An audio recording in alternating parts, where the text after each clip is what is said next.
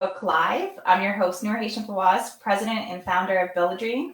On our Facebook Live segments, we've talked to both men and women in the community that are trying to diversify their workforce and can give great tips, advice, and tools to those tuning in. I'm your host, Nour Hachem, as I mentioned already. And this is a good friend of mine, Yvonne Pilon from WEtech Alliance president, who's here with us today. Welcome, Yvonne.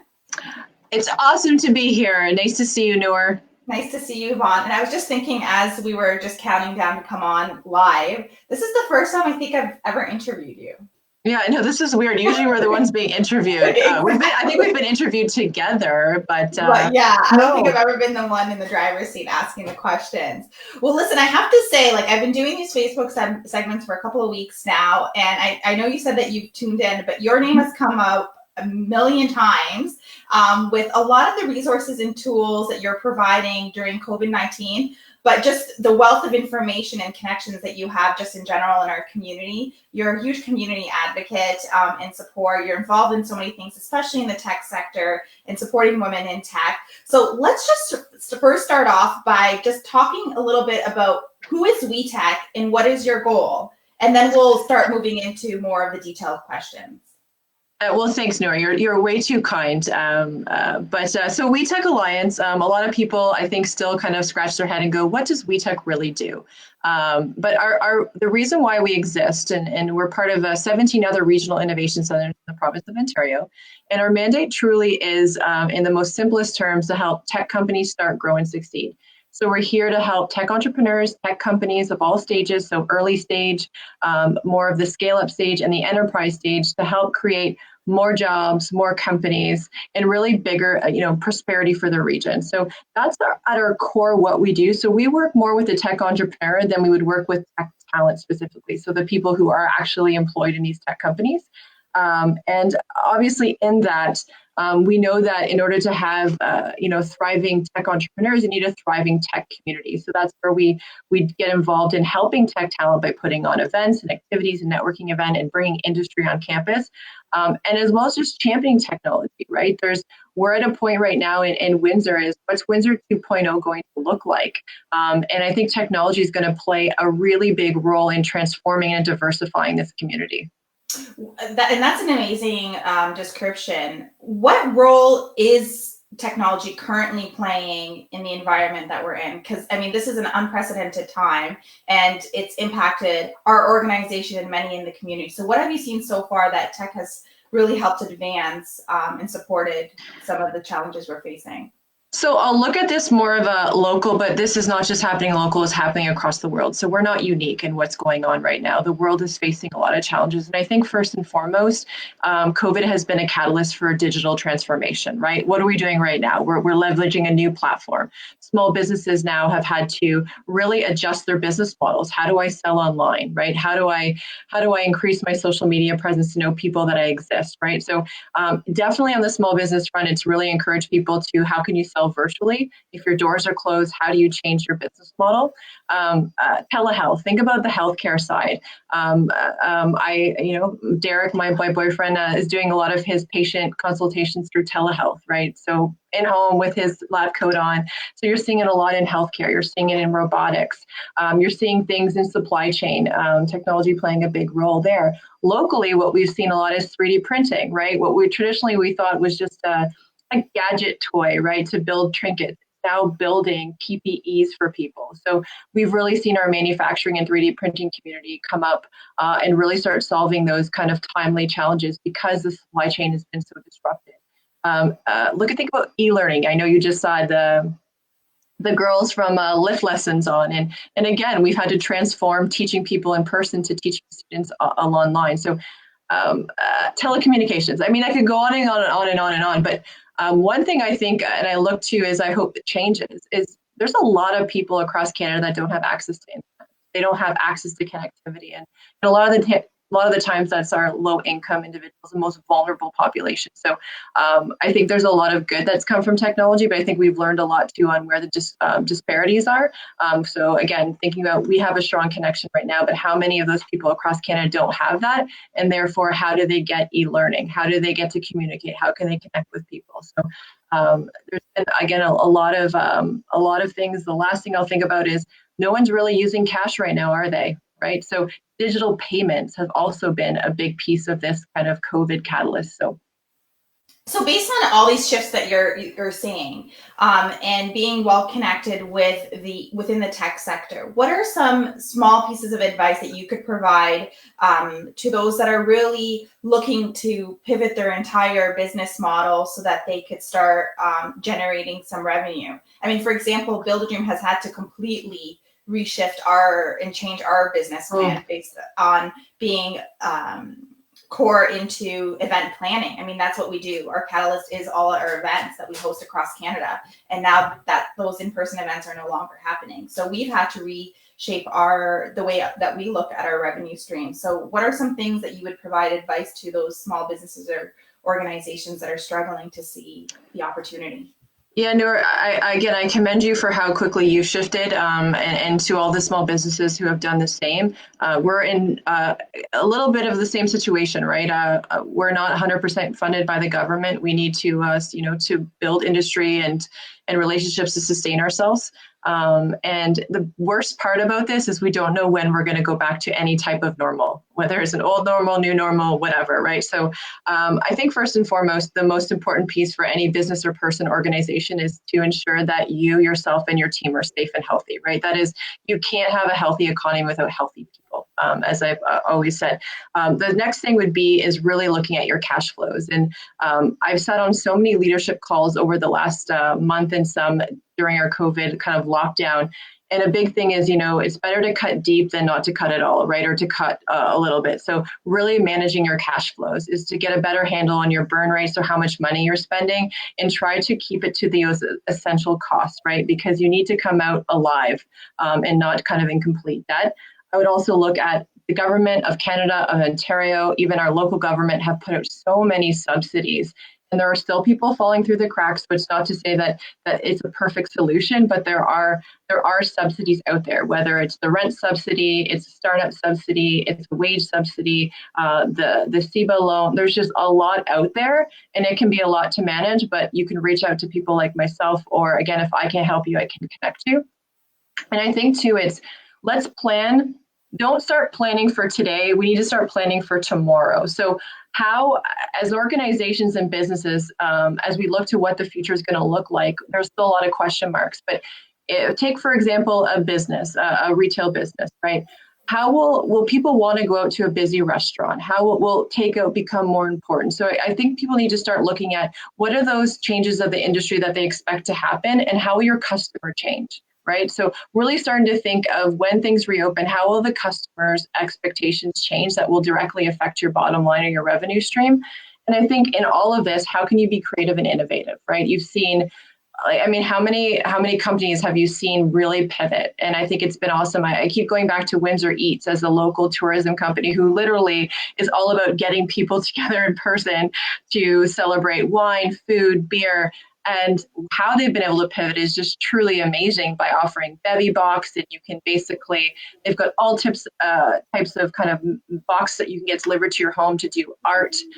So I just think those are kind of 4 key things that you can do. Again, planning for the future now, leveraging government subsidies, getting a real strong hold of your cash flow, and then keeping your staff and your stakeholders. And maybe I'll add a 5th, the communication piece is extremely important. So ensuring that communication in this time is the most critical, and it's better to over-communicate than under-communicate with your team and your stakeholders. Amazing pieces of advice, Yvonne. Especially our organization has often very depended on the revenue streams that we get through our partners, our events, and also our Build a Dream shop. So all the 5 tips that you provided is something that we're currently experiencing right now. And the conversation that I've recently had with my team is I can't just plan for the next couple of months. I need to plan a year, 2 years, 3 years in advance, because regardless of when we go back, the reality of it is that it's going to be a new norm. And there's going to be new restrictions, and there's going to be new policies out, and people's comfort level and health being the number one factor in all of it. So being able to provide this insight is really, really helping a lot of companies. But one thing that I do know is that it does get overwhelming. It gets overwhelming when you think of having... It's like, I describe it as drinking out of a fire hose every day. Like, honestly, like I can only, in our roles, in any business's roles, there's like information coming at you on every different end, from subsidies to like mental health to like there's data from like COVID, information. So like, you're right. It's so overwhelming. So it is very overwhelming, but you're one that often keeps communication very positive and supportive. What are some ways that businesses can adopt that type of mindset into the way they're communicating with their staff, their customers, and online? Ooh, that's a good question. Not that I'm at any point an expert. So how can businesses communicate? So one of the things, and again, I've been criticized for always looking at the positive of things. And, when you think about a SWOT analysis, you think of, yes, there are challenges, but I always like to say those challenges are opportunities. So that's kind of always been my perspective on tackling things is, yes, we have our community, I have challenges, everyone has challenges, but looking at there also proposed to be opportunities. I think when it comes to communication, I think that it's extremely important, again, to and not to over communicate per se, but again, it's better to communicate with people and to check in with everyone. I know myself, I'm an aggregator, right? I like to aggregate information so that people don't have to search for it. And I think those are small ways that companies can help support their clients. On the team side, again, we have regular morning meetings at 9 a.m. just to kind of say, how are you doing? What's up? What's going on? To keep them up to date.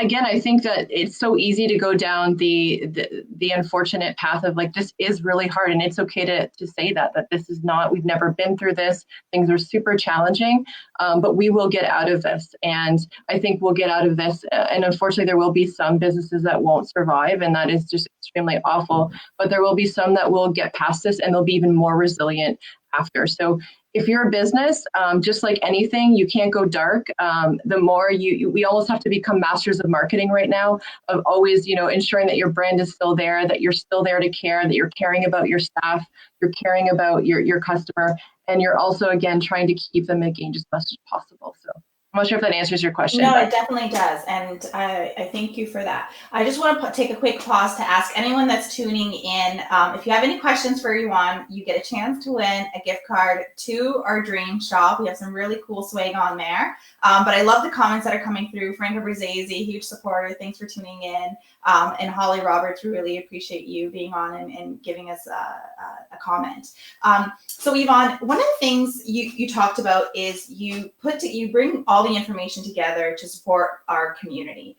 What are some local resources and tools that off the top of your head you'd want people to really tap into during this time? So I think locally, so in WindsorEssex, if you are a small business or an existing business, so there's lots of tools. So WindsorEssex Economic Development has established a task force, a COVID-19 task force.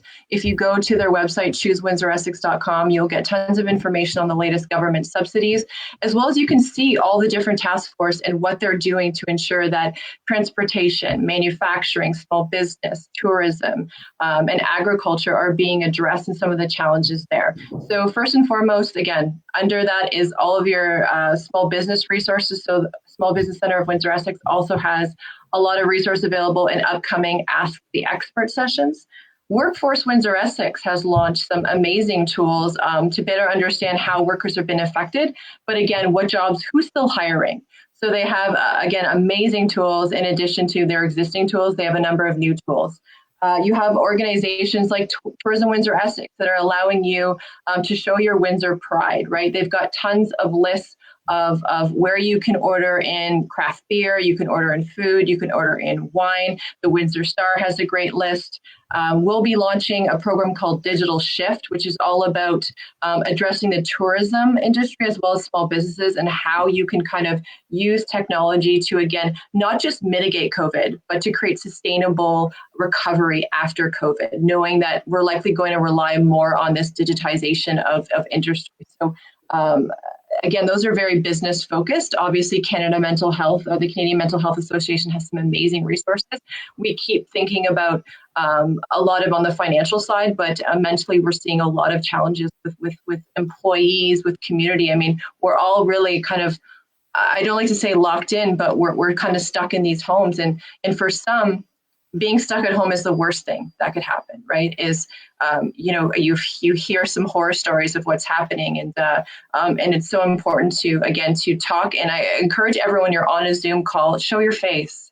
It's so nice. It's such a different experience than being on a call with no faces. So when you can, it's a great time to just show it. And I know right now, again, I've got my long roots, and I've got no. You look amazing. You look amazing. No, I love it. I love what I've loved about this experience is in the authenticity that we're seeing in leaders, in our employees. Like, we're seeing their kids, we're seeing their homes, we're seeing their dogs. I've seen I've been on calls where they do kind of an MTV Cribs where they're showing off their homes, and it's really brought this authentic leadership to many organizations and communities. I mean, even locally, I mean, we see our mayor and our warden in their homes, right? Yeah. And their family walking around the back. And to me, I love that. There's been a lot of positive things that have come out of COVID, and I think the authentic leadership in a lot of cases has been one of the highlights for me. And I totally agree with that, because it's one thing for us to look at the challenges and the struggle that we're all facing, but those that are responding in such a meaningful way and in such an authentic way, this will only strengthen our community and communities across Canada moving forward. And what better way to build and increase the connection amongst people, amongst humanity, than during this time. And I think one of the things prior to COVID that we often worried about is digitization taking over the personal connection. But what we're finding is people are longing for more personal connection and more social contact during this time. So I'm hoping that as you're saying, what does Windsor look like 2.0? What does Canada look like 2.0? The world look like? I hope that we're going to be able to be mindful of how we integrate that connection and digitization in a meaningful way. Yeah, technology is a tough one, because it can be a great thing and it can be a terrible thing, right? And there's a lot of things that keep me up at night, but I think right now it's looking at what will the future of work and business look like. Everyone's asking themselves that question. And when you think about automation, right? Robots don't get sick, right? Robots, they don't get sick, right? So again, this is just one question that I can think about, is what will the future of work like? Will there be increased amount of automation and robotics in a lot of these factories? And then what does that mean for people, right? I like to say, there's a lot of, debate over, robots taking people's jobs. And I think there is some truth in that, but I think there's also a lot of knowledge of how many new jobs are being created by those new industries, right? So equally, I think there's a lot of new jobs that are created, and there are a lot of, highly paid, highly skilled employment opportunities. So I would think, in fact, Vista Solutions here locally has developed, and I don't know if it's a new innovation, but through thermal imaging, something that would scan all of your visitors and employees coming into your facility and do a temperature check, right? That is, I really think Windsor has come, we make stuff and we're innovative. And I think through this pandemic, we've really seen, think of Jonathan at Laval and Centerline and Valiant. I get goosebumps seeing, and I hope that we take a moment to step back after this to not only thank our essential workers, who to me have almost been sacrificial workers, so many people that we took for granted, people working, doing cleaning, people working at the grocery stores, thank you. But I also think we take a moment to thank the innovators that have truly pivoted, adapted, and stepped up. And again, a lot of them, this isn't about a money generator. This is about, I want to help humanity. And for me, it gives me goosebumps. Yeah, no, and it's great that you touched on that. And if we look at even Build a Dream and what WEtech is trying to advocate for, we look at getting more women into male-dominated industries, and you look at the upskilling, the opportunities. Look at the skilled trades, the construction industry, the manufacturing industry. It's still deemed an essential service because technically it is. That needs to keep going. Similarly to other sectors. So I think that one of the things I'd really like to see that you touched on, and I'd love to have more conversation about, is getting internet access to the most vulnerable communities. Because one of the things that we don't want to miss out on is creating a greater divide and a greater gap in those that face the most barriers and challenges. So even those that are tuning in and you think of being entrepreneurial and think of being innovative, you might have some of the solutions that could support getting internet access to these communities, or making sure that students that don't have access to internet are able to still do remote learning during this time. So exactly, that's what we're looking for.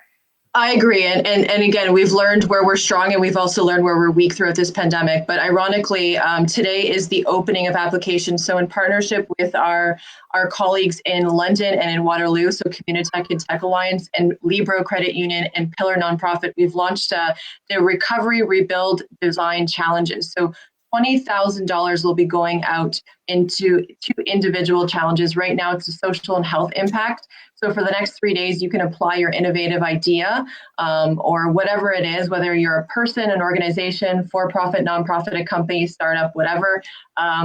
$20,000 will be provided to help with, again, those impacted from a health and societal standpoint. So I can share the link with you, Nour, afterwards to share, but it's open and it's only open for 3 days. So it's a really quick turnaround. So, and this is a chance to solve a lot of those challenges that we're seeing. Again, look at the death rate of a lot of the COVID deaths. They're really, a lot of them have hit hard on the, again, lower income, vulnerable population. So you're right. Technology, things like phones, people don't realize there's a lot of people that don't have these, but again, it does put them at a disadvantage because how do you learn, right? A lot of the times we're learning from our phones, and yes, you can do books, but how many more books are available online, right, than your own library? So. Yeah, no, thank you for sharing that. So I did see some questions coming in as we were having this amazing conversation. So no Frank, hard ones. I can chime in as well. Don't worry. What do you think is going to happen with physical events like conferences, concerts, and sporting events in the future once this is over? Ooh, this question someone asked me already, and it's so hard because again, I'm not in that space, but I've seen, again, what I've seen is that events are moving to digital formats for the next 6 months, right? I've seen like major conferences change. So I don't know if I can, again, what that's going to look like. I think people are going to have to pivot, and many of them have. Nour, I know you're having your big Dreamer Day experience coming up, I believe, at the end of May. So it's going to really depend on what the government's going to put forward in terms of protocols, right? Will there be a cap on numbers of, like, in terms of people at an event? Will there just be requirements for better sanitation at events, for example, right? I'm just trying to think of other types of examples like that. So I can't really say, I wish I had a crystal ball, but I do think over the next 6 months, I'm seeing a lot of industry really move to a virtual, or again, planning for a hybrid model, right? So again, after this is, we're back to into the world, looking at a delivery that is both hybrid. And I think our team has looked at that. And I think Nour too are like, why didn't we do this before?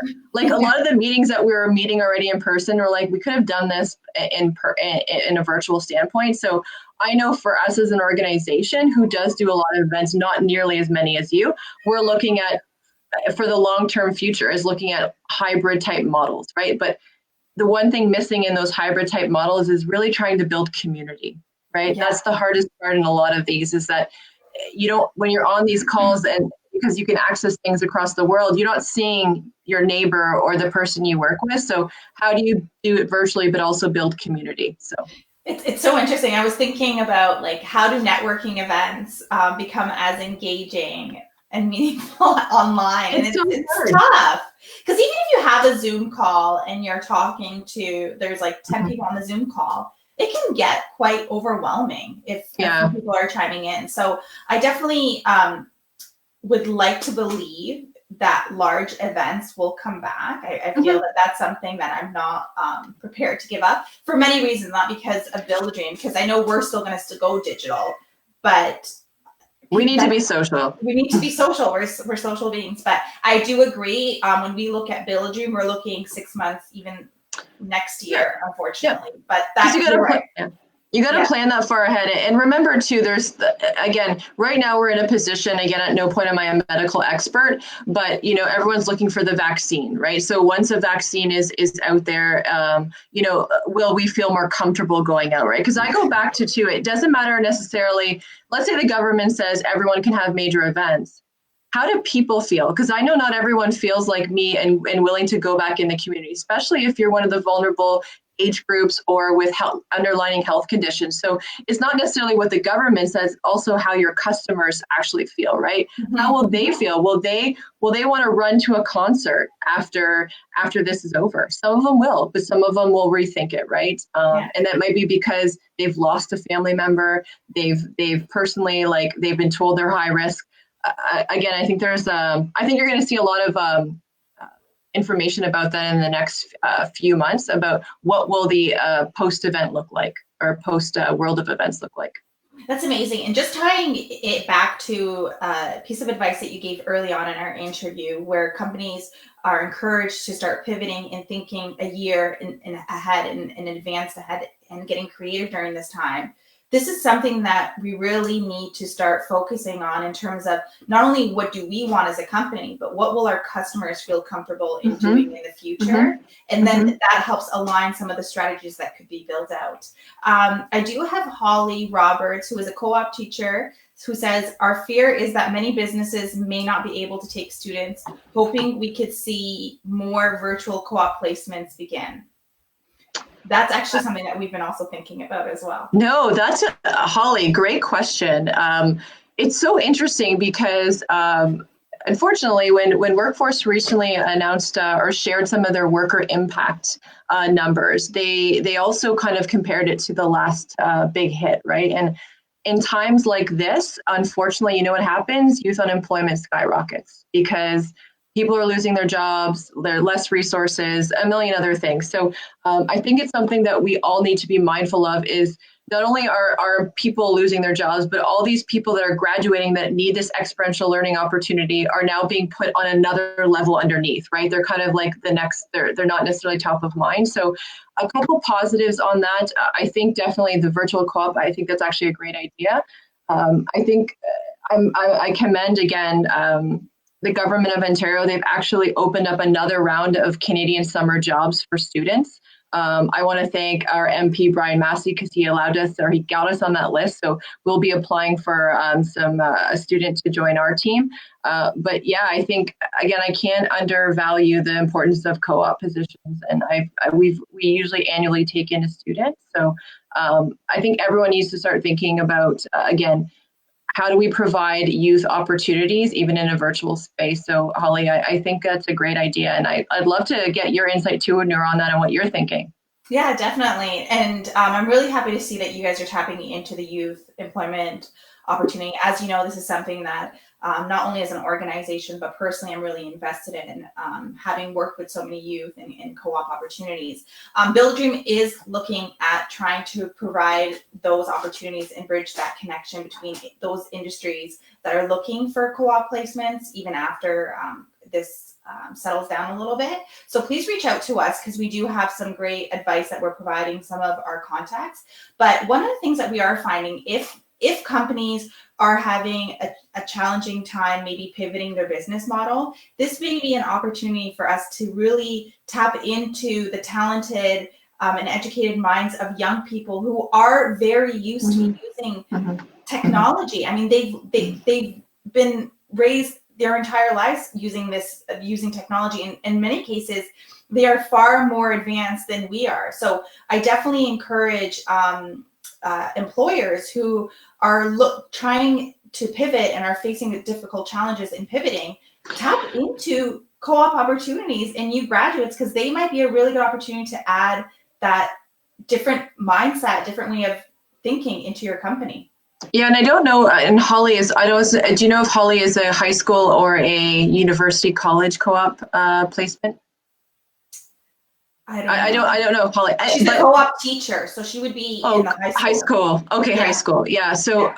but I totally agree. What I love, and I'll give a plug for the Epicenter's Epic Nimble program. So that is a program, actually the application deadline, I believe, is today. And that is a program that's going to provide up to $4,000 in kind of tech support and advisory support to help traditional businesses shift into this more digital format. But what's really interesting about that program is they're going to be leveraging the tech talent at the university to help coach those employees. Another, again, this isn't necessarily high school specific, sorry, but prospect.fyi, I've been really impressed with them. They're a not-for-profit organization that's really, they put together the talent help list. And it's basically startups looking to hire kind of like one-off tech support, or like, so if you're a startup looking to hire, you can post a job. And if you're talent looking for an opportunity, you can also find a job on this platform. There's thousands of jobs. So I haven't seen too many from Windsor, but again, you're working in a virtual space, but it doesn't matter where these employments are. They have a whole list of tech events, and they have a whole list of perks, of tech perks that students and talent can leverage. So there's, again, it's an amazing, so it's prospect.fyi, Canadian born, on the high school level. Really cool thing coming up at the end of May, I believe, is the Massey Hackathon. So this is Canada's largest high school hackathon that is open to students all across Canada. So again, if you're a student, and Holly, feel free to share this advice with your students, you're never going to get a better time to experiment than we are right now, right? We're at home, we've kind of paused. Great time to experiment, great time to practice your virtual, interview skills, great time to update your resume, and a great time to learn. There's so many free courses right now. Everyone's kind of opened their platforms, like some of the biggest nano degrees. So like Udacity, I think it's not Udacity, Udemy, I get them confused. But like, I can take a self-driving vehicle course for free online right now. Like I can take a Harvard X class for free right now. So what a better time to learn and to read, because a lot of these platforms are opening their doors and providing these tools for free.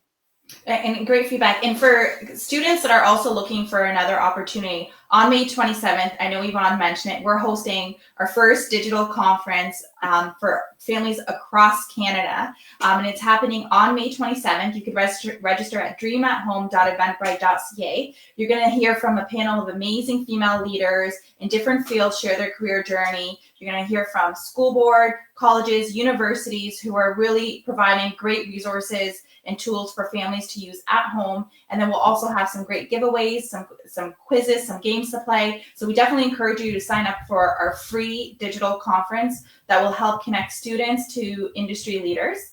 And then I see another question has come through. Will our current situation increase the demand for students focusing on high tech, and will the trades suffer as a result? Chuck Stoffel, that is a really good question. Oh, Chuck, of course Chuck's gonna ask the tough question. So I can't speak to like, again, the skill trades. I think as I said earlier, I've really found it interesting is that, the industries that we've tried to move away from have been really the ones that have kept us going, right? We need makers, right? We need makers to do this, right? So where we've seen a disruption is on the supply chain.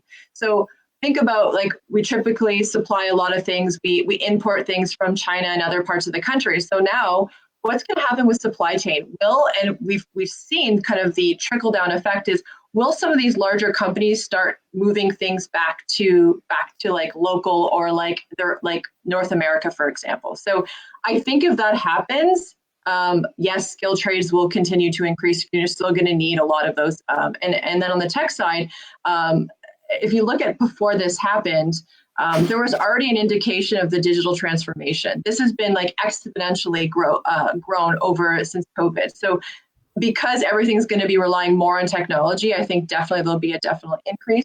Before 2020, we already saw a lot of US companies either move or expand into Canada, because guess what?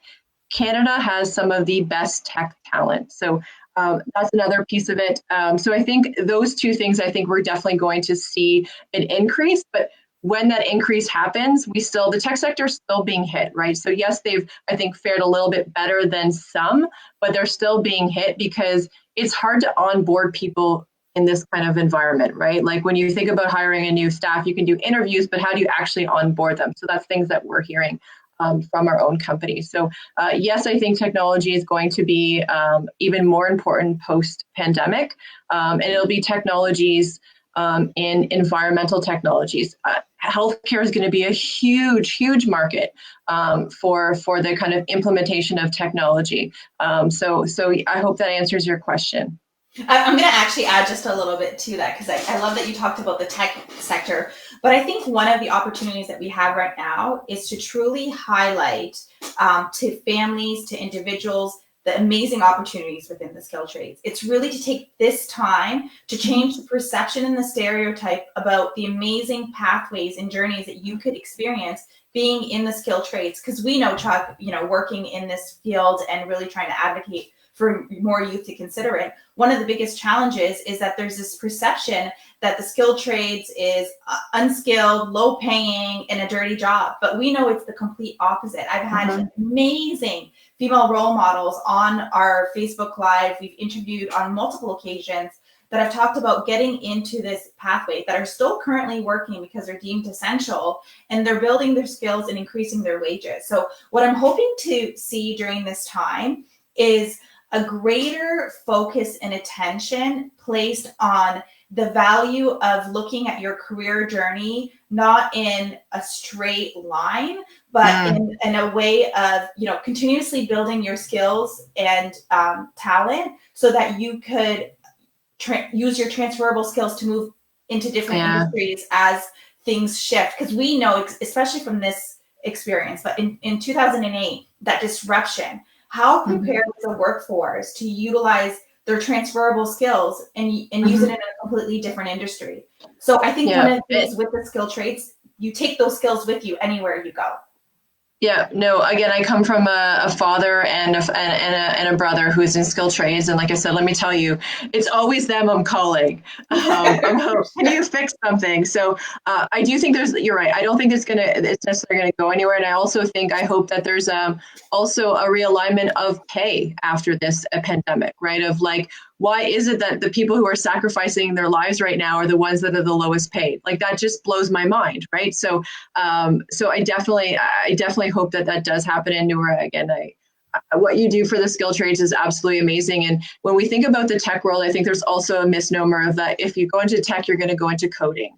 And that is something that I always like. Our team is like, technology. What company is not truly either powered by technology or is creating technology? Like every company truly is a tech company. So the word technology needs a rebrand. And again, when you think of a tech job, if you're a parent or a co-op teacher, please do not think it's just sitting in a closet and coding for 17 hours, right? There's a podcast I can share. We did a podcast on decoding computer science and the breadth of data analysis to coding to engineering. There's so much. And again, technology is in the environment, technology is in healthcare, technology is in it's literally in manufacturing, anything. Like again, it's something that I think we're going to have to look at. We're trying to look at technology because people continue to think that, well, if I'm not developing an app, I'm not a tech company, and it's not true. So we need to do it as an organization. We're trying to help define what technology means. So I love it, and actually, I'm going to have you would appreciate this. Carly Nicodemo. Yes. So she's the costume design for the Star Trek show. And we chatted the other day, and she was telling me how they're applying technology to their costume designs. They bought a laser printer, they bought a 3D printer, and they are maximizing that opportunity to build the designs and the costumes for Star Trek. And how amazing is that? And now she's further developing her skills in that area so that she could bring that back into the industry. So I definitely agree with the rebranding. And that's something that, even through Build a Dream, when we look at encouraging students to go into all these different career pathways, is the opportunities and the doors that could be open if you build your skills in the areas of demand, but also being prepared to pivot when, you know, industries shift and change. Yeah, you're right, Nour. Everyone wants a linear. Every time, I'm sure you asked about 1 million times, is I want to find a job, what do I do? Or everyone's looking for like, you do this, you do this, you do this, do this, and you equal here. It's not like that. And I can say like my career, and I'm sure many of them, it's like you're literally a roller coaster. And like, I think there's a part of us that have to really understand there's going to be a lot of anxiety in work because work is changing. Industries that used to last like lifetimes of companies used to be 50 to 70 years. Now they're like 20 years. So what our parents taught us of like, you go into these roles for your whole life and you retire, it's so different now. And it's disrupted because of pandemics, because of technology, globalization, whatever. And there is a part where we're going to have to be okay with being uncomfortable, right? Like, again, I'm uncomfortable right now. It's like, how do you deal with that? And that is what I hope we can help teach young people, that it's okay to not know, but how do you build those transferable skills, right? I don't have a coding degree. I think some of my biggest assets, I always said, I'm like, I don't really know what I'm good at. Like on paper, it's not like I'm an accounting major, I'm this, but like those transferable skills to me are my asset, right? Yeah, exactly. Just to even add on to that, and to the industries that are tuning in the community, because as you said, when there's an economy crisis and when there's a recession, the first thing to go up is youth unemployment. But we need to build youth's talent in order for us to continuously build the economy and make improvements and changes. So one of the things that I would really want to encourage as much as possible to those industries, and Build a Dream is one, we're taking on 4 co-op students in the next month because we truly value the experience and the knowledge that they bring, but we're also invested in developing the talent of the future. That being said, the youth have to be able to receive these experiential learning opportunities so they could build these transferable skills and these experiences so they're more employable once they graduate and want to get into your door. So we can't also, like, I think the mind shift has to happen from the job seeker's lens, but also it's going to be interesting how recruitment and talent acquisition is going to shift from the company side as well. So I think this is our time of really reshaping how we've built our workforce and use an opportunity to really make sure that certain segments are not left out of building our economy. No, I mean, Nour, I think we both can attest as again, I wouldn't, I know I'm older than you, but if it wasn't for people in this community giving me a platform, I would not be here. Like I have full appreciation for many people who kind of stepped down to let me step up. And it's something that we're only an organization of 4.5, but like I said, we've made a commitment to not only add a young person on our board of directors, but also try to bring in somebody once a year. Sometimes it's from the college university levels. And then last year we had Nisette Scott from a high school level, and they've been great experiences. But again, it's so invaluable for them because if they don't have that, how do they learn, right? Because learning in the classroom is different than learning outside and providing meaningful opportunities. So it's tough. I also it's hard when you're a company because you're trying to pay the bills, you don't have a lot of time. And there is sometimes hand-holding that has to happen with a co-op student, depending on their age and their expertise. So, but I love this opportunity. We get to experiment now. Maybe co-op, that idea of virtual co-ops is the exact right way to ensure it's not too time consuming on the employer, but it also allows them to bring in a new insight and also provide a meaningful opportunity for young people. As employers, this is also an investment back into the community, right? Exactly. It's our way of investing back in. Investing in the community, but in the long run, investing in your workforce. So, but you're right. It's tough. You're onboarding. It's sometimes 4 months, sometimes it's 6 months.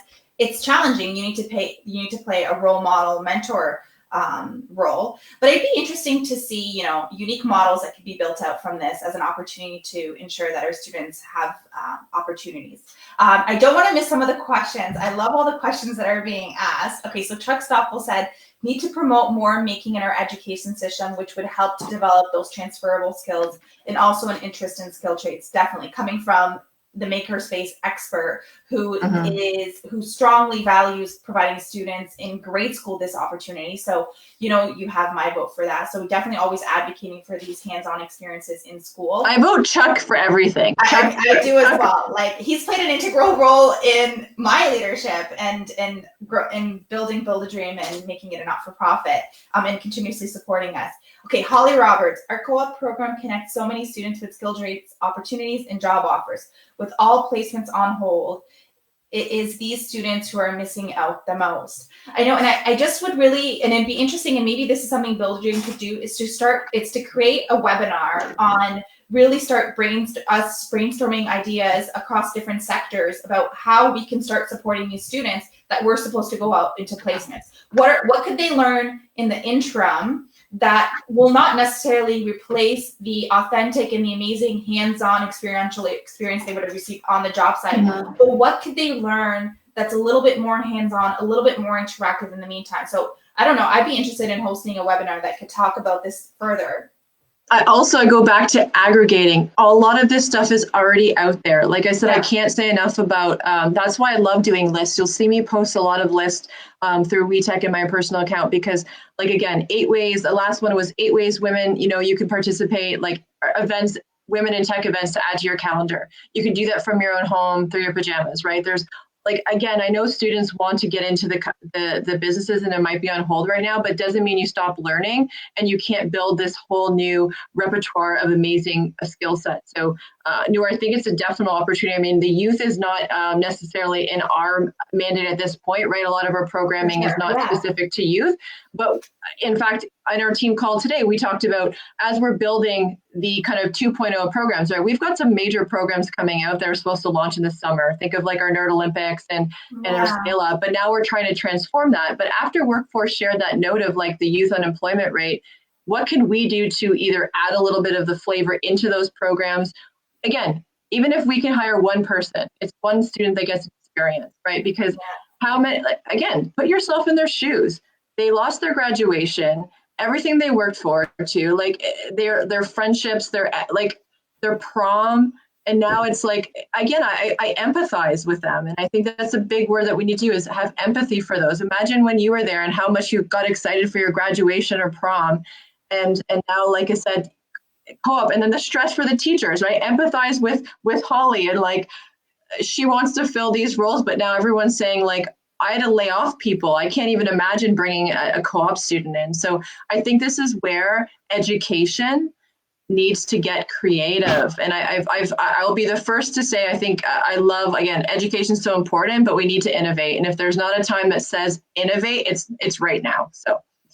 Amazing. No, and I truly appreciate that. And Holly, thank you so much for tuning in and asking some really great questions. I love when the educators, like, I mean, Holly and Chuck are both from the educational sector. So clearly there is an opportunity for us to innovate, and please reach out to either Yvonne or I for some additional support. So interestingly enough, we could talk about a million things and we can keep going on and on. The one thing we didn't even talk about is women in tech, which is, so let me leave it with the last topic that we discussed.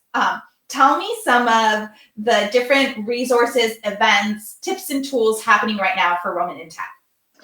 So again, Nour, maybe we can put this in like a post follow-up of this conversation, but there is I've been very mindful to try to aggregate a lot of women in tech initiatives happening locally. But again, because we're in this virtual world, we can really attend events. I was on an awesome women in tech recruitment webinar in the Valley. So again, and on the other coast. So I will share that. So there's a list of some really good free events coming up, including obviously the Build Your Dream event. And there's some that are paid. Some of the big tech conferences have moved to a virtual. So Collision, for example, in June is Collision at Home. Tickets are, I think they're affordable, but again, I understand that not everyone has disposable income at this point.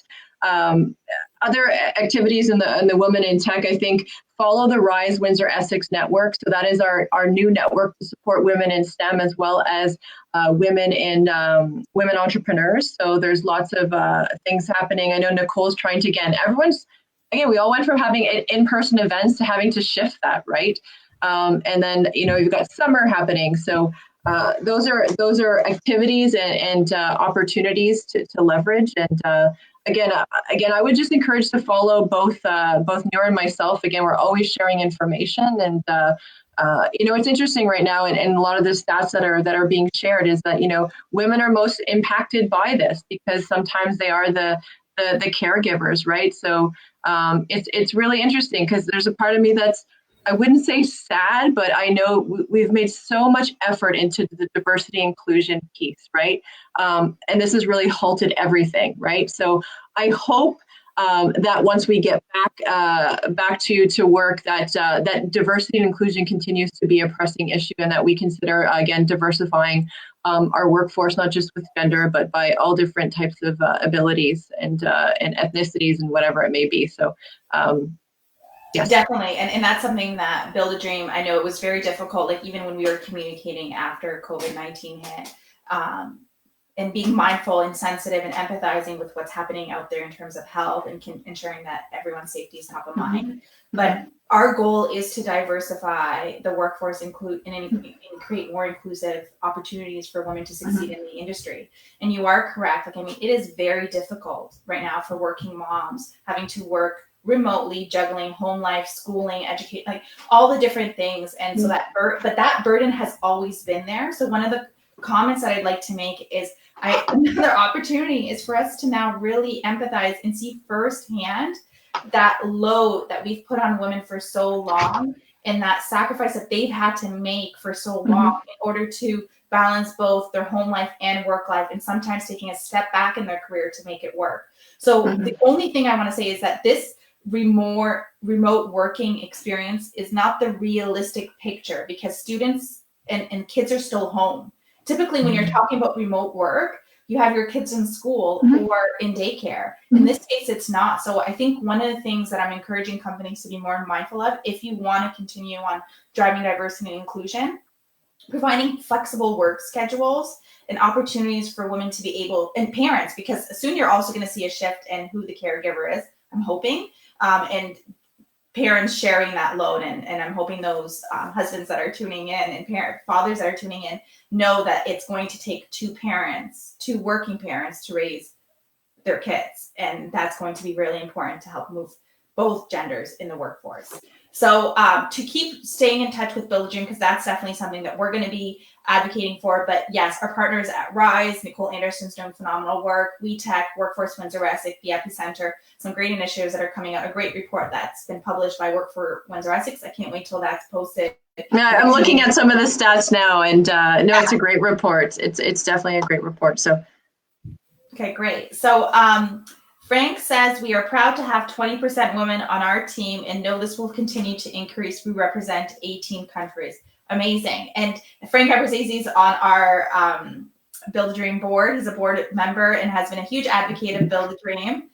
And Yvonne, he's one of the founders of WEtech Alliance and sat on the board for WEtech. So Frank, we know and appreciate your support continuously. So I want to give a shout out to, this is a book I'm reading. I'm trying to it's so weird because I'm mirrored. It's called 𝒊𝒕'𝒔. It's Breaking the Boys Club in Silicon Valley. It's an amazing read. And a lot of it tells the story of how, let's say, Silicon Valley became this bro culture. And it's such I've learned so much from it, but part of the things that a lot of these women pushed was to get a better diversity lens on a lot of the big tech and their percentages. So I appreciate Frank coming out with those numbers, right? Because it takes transparency. It takes leaders to say, here's our workforce, our numbers, right? To encourage other people to share those. So I think, again, there's so much we can do. And I know, Nour, you've been a big piece of this, especially going to be leading a lot of the diversity inclusion training that's going to come out, and that can be done virtually, right? There's no reason why it can't. And Nicole's initiative, but we all can play a role. I mean, ask my team. If we put out a photo or we do a photo op, I will okay, what's the story is going to tell? If it's going to tell a story of 17 men in suits, we're not taking this photo, right? So it goes down to the images you share on your website, down to, again, and we're not perfect. We are always learning and we can always do better. But even our board of directors, how do we ensure diversity on our board? So these are small things that we've done as an organization. I think everyone, and it's not just age, it's gender, it's walks of life. And again, everyone thinks of diversity as just men and female, and it's so much more than that, right? Yeah. On just one other thing I saw and I really inspired me is that this move to working from home has allowed a lot of people with different abilities to be able to get back into the workforce. So imagine what this could do to people who may not have the same physical abilities as us. So I'm inspired by what this could bring to that community as well. Amazing. And just to finalize the point in terms of driving diversity and inclusion home, I do need to give a shout out to Next Dimension, who is officially our technology sponsor, who's helped us pivot as quickly as we did, and to Cisco, who really stepped up to supporting our organization and hosting our digital conference, two really large tech companies that are saying diversity and inclusion matters always, and even during the most challenging times. And if I may also plug both of them, and this is more of a personal thing, but and professional, WEtech wouldn't be here if it wasn't for Adam Davis and 𝒊𝒏𝒏𝒐𝗂 from those two. I know they're on the call. There was many more, so I'm only sharing their names. So we just talked about them, but they showed leadership. And again, they both not only helped me, but they helped our organization be where we are today. Amazing. So again, this diversity and inclusion is going to take both men and women driving that message forward and having companies like 𝒊𝒂𝒂𝒃, like Next Dimension, being very transparent and continuously advocating. So Yvonne, we could talk for much longer. I know. This is like my favorite call, like literally by far. It's one of my favorite calls. I appreciated this. Thank you. You provided some great insight, which I'm not surprised. Leading up to your interview, there were so many plugins for the help that people have received from WEtech, from yourself. So thank you so much for taking the last hour to chat with our viewers. And thank you, Nour. Again, I've been your friend, and also I've been following your shadows, because you continue again to don't forget. I always say never forget the work you've done, and to look back to see what you've accomplished. Because even I'll get Facebook memories, and I'm like, oh my God, that was like 5 years ago or 4 years ago, and the Prime Minister, I remember, shared the original 𝒊𝒏𝒏𝒐𝒃. So I hope that you and your team also take a moment to celebrate the impact that you've had here, but that you're going to have across Canada with your expansion. So well, thank you, and I love seeing more women come together to support each other and build each other up, because truly that's what's going to really take the movement and move the dial and getting more women. Yes, amen, so. Nour. I couldn't have pictured a better way to end the conversation. Be nice to women. Women, yes. Be nice to women. Yeah, exactly. I totally agree. So on that note, I just want to thank everyone for tuning in, for asking some great questions. This has been a great interview. We look forward to seeing you again next week.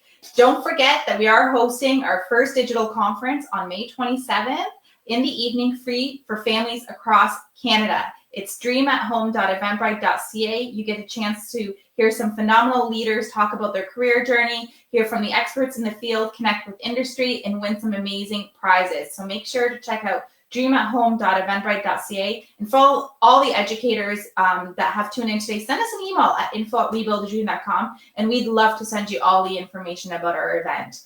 Thank you again, Yvonne, and I'm sure this is not the last time that we'll be chatting. It won't be. This has been amazing. Next time you can interview me. And if there's any educators on the line, we are hosting a Minecraft build tournament open to all ages this weekend to build the future of WindsorEssex. So check out our Facebook or our Twitter for that. So. Perfect. And we'll definitely share this after the post. Perfect. Thank you, everyone, and have a great day. Bye, Yvonne. Bye. Thanks. Bye.